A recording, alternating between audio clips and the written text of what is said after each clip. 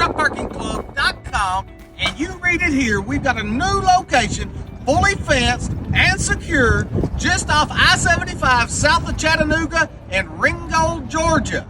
And if you guys can't read the signs, you need to come check out this location. If you want to feel safe, I think this would be a safe place to be. They ain't giving no warning shots due to the increased price, and ammo is what they said at the gate, and they want you to slow your down.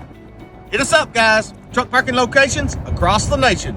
Truckparkingclub.com.